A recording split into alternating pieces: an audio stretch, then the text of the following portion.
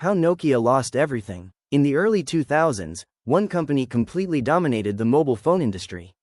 Its phones were everywhere, reliable, affordable, almost impossible to break. That company was Nokia. At its peak, Nokia controlled nearly half of the global mobile phone market.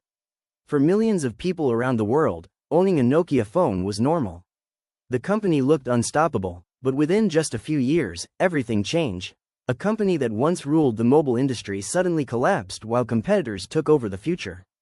So what happened? How did the biggest phone company in the world lose everything? This is the story of how Nokia fell from the top. Part 1. Nokia's domination. Before smartphones became popular, Nokia was king. The company sold hundreds of millions of phones across the world. People loved Nokia phones because they were durable, simple, affordable, and had long battery life. Some Nokia phones became legendary. Many people still remember games like Snake, custom ringtones, and phones that seemed impossible to destroy. Nokia became more than just a phone company. It became part of everyday life. At its peak in 2007, Nokia controlled around 50% of the global phone market. The company generated billions of dollars and employed thousands of workers worldwide. But while Nokia celebrated its success, the technology industry was beginning to change rapidly. And Nokia failed to react fast enough. Part 2. The smartphone revolution. In 2007, Apple introduced the iPhone. At the time, many companies didn't take it seriously.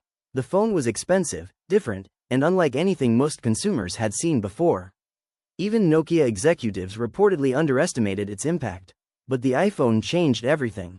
Instead of small buttons and simple menus, smartphones focused on touchscreens, internet access, apps, and software experience.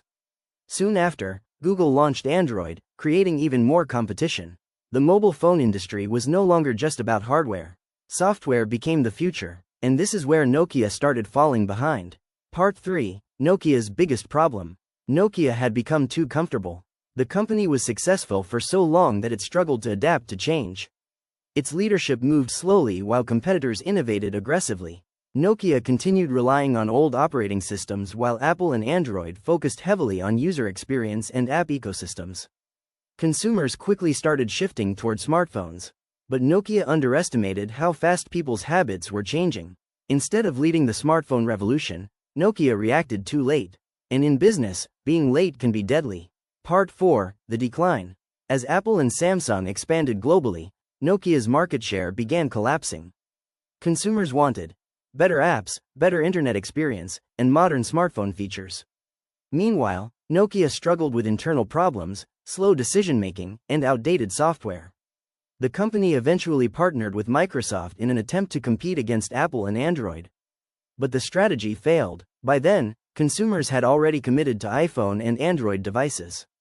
Developers also focused their apps on Apple and Android ecosystems, leaving Nokia even further behind. The company that once dominated the industry was now fighting just to survive. Part 5. The fall.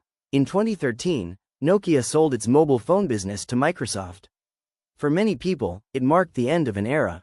A company that once controlled the global phone industry had lost its position completely. Meanwhile, Apple and Samsung became two of the biggest smartphone companies in the world.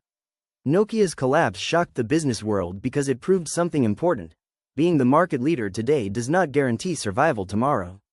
Technology moves fast, consumer behavior changes quickly, and companies that fail to adapt often disappear. Ending. The story of Nokia is one of the greatest business lessons in modern history. Success can sometimes make companies overconfident, and overconfidence can blind businesses to the future. Nokia didn't fail because it lacked resources. It failed because it underestimated change. In business, innovation matters more than comfort, and the companies that survive are usually the ones willing to evolve before it's too late. Thank you for watching Modern Wealth HQ. If you enjoyed this story and want more business case studies, financial insights, and wealth building content, make sure to like, subscribe and turn on notifications so you never miss our next video. The world's biggest companies leave behind powerful lessons, and here at Modern Wealth HQ, we break them down to help you think smarter about money, business, and success.